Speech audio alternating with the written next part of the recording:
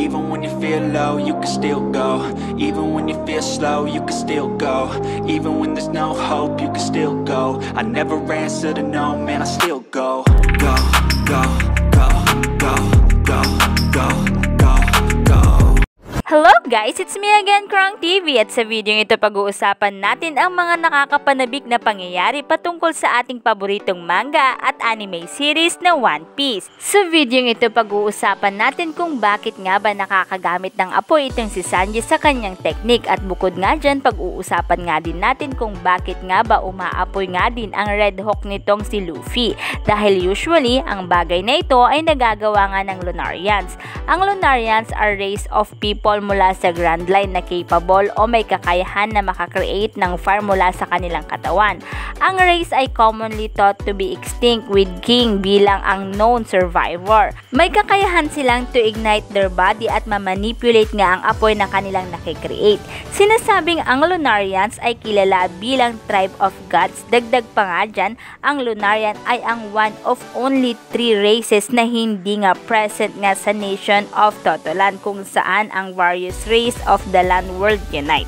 Dahil dito, ginusto nga or hinangad nga ni Charlotte Linlin na ma-recruit si King into her crew, nang sa ganon ay magkaroon nga siya ng Lunarian reside in her nation. Bukod nga dyan sa pag-create nga ng apoy at mamanipulate ito, kung mapapansin din ang napakalakas na paggamit dito ni King, kung saan ang flames nga ni King ay makikita ngang nasa consistency na nga ito ng magma. Ang mga Lunarians din guys ay ang kilala din sa pagkakaroon nga ng incredible physical resilience, na isa rin sa dahilan kung bakit nga sila tinatawag na gods before nga nearly going extinct. So yan nga guys, yung usually nga na nakakagawa sa katulad ng nagagawa nga ni Luffy at nitong si Sanji. Pero bakit nga kaya ito nagagawa ni Luffy at ni Sanji? Dahil kaya sa sila ay may dugong Lunarian? Kaya naman sa video ito pag-uusapan natin yan. So ang una nga muna nating subukang sagutin ay ang patungkol nga kay Sanji. Si Sanji ay ipinanganak nga bilang Vinsmoke Sanji. Siya ay nagsisilbing cook sa Straw Hat Pirate. Si Sanji ay hindi lang basta-basta cook ng Straw Hat Pirate, dahil siya rin ay maituturing na isa sa pinakamalakas na crew ng Straw Hat, at kabilang siya sa Monster Trio. Siya ay kabilang sa top 3 fighters ng Straw Hat Pirate. Simula nga noong bata pa lamang siya. Dahil sa matinding training na napagdaanan niya nga kay Zeph, si Sanji ay naging seasoned master of martial art, kung saan ay nakakreate nga siya ng tinatawag na black leg style, which is relies solely sa dynamic at well-coordinate na mga sipa. Bukod pa nga dyan, may iba pang ang teknik nga itong si Sanji. Pero ang pinaka-controversial nga sa lahat ng ito ay ang Double Jambe o ang tinatawag na Devil's Leg. Dahil sa teknik na ito, si Sanji, siya ay mayroong kakayahang to burn his opponents. Kung mapapansin, sa tuwing ginagamit ito ni Sanji, ay nagkakaroon o nakaka-create siya ng apoy sa kanyang paa. Kung mapapansin, masasabing ang ganitong ang ability ni Sanji ay bihira nga lang na makita.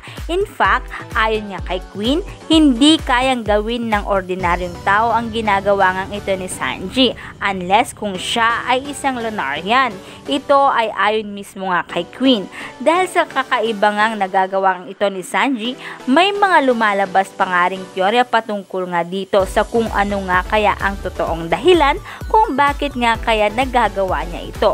Sinasabing ito ay dahil sa combination nga ng Vinsmoke genes at sa kung paano nga niya gamitin ang Double Jambe.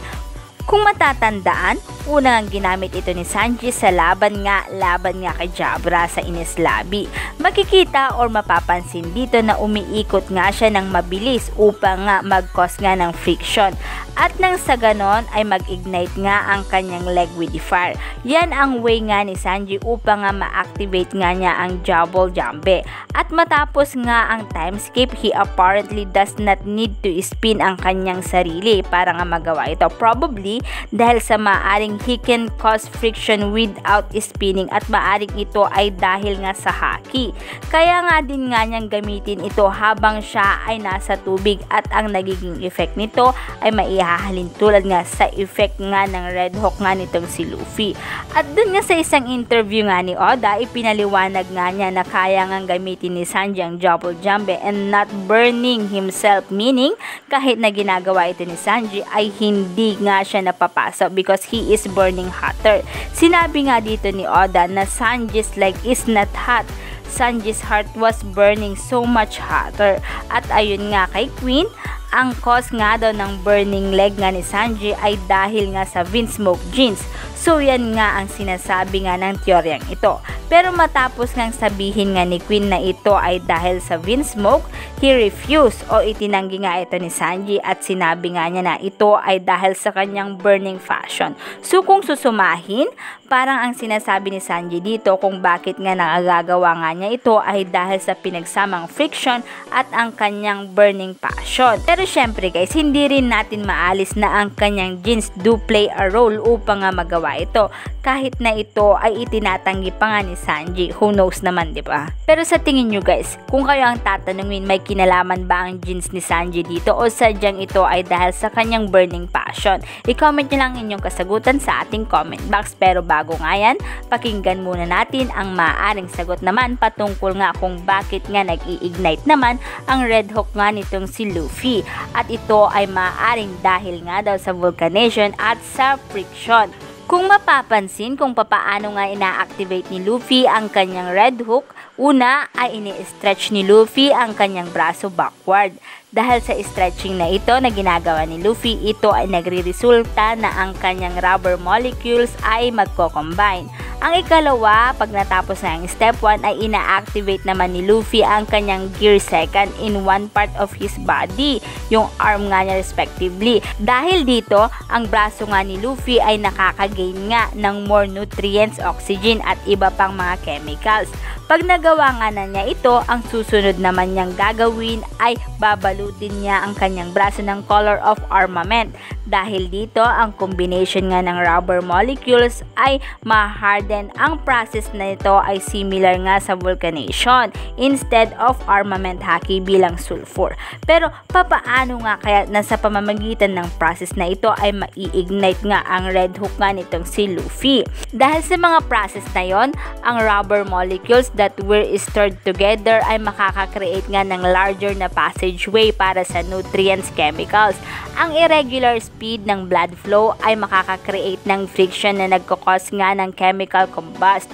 Ang haki ay probably nga tutulong din pero hindi ito gaanong sure kung ano nga kayang uri ng chemical ang nasa loob nga ng color of armament haki at kung covered nga ng veins ang kanyang braso. Example, yung nutrients chemicals na nakuha nga niya or nagain nga niya mula sa gear second ay ang parang pinaka matchbox o yung box nga ng posporo.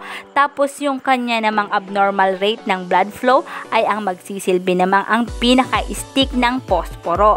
At kapag ang stick ng posporo, which is ang abnormal rate ng blood niya, ay magkakos nga ng friction, ang chemicals ay magproproduce naman ng heat. At dito na nga mag-aapoy ang braso ni Luffy. At kung tinatanong nyo guys kung naiinitan ba siya, hindi rin. Ito ay maaaring dahil sa haki na nakabalot sa braso niya. Dahil dito, hindi nga siya maapektuhan ng immense heat na dulot nga ng apoy sa kanyang braso.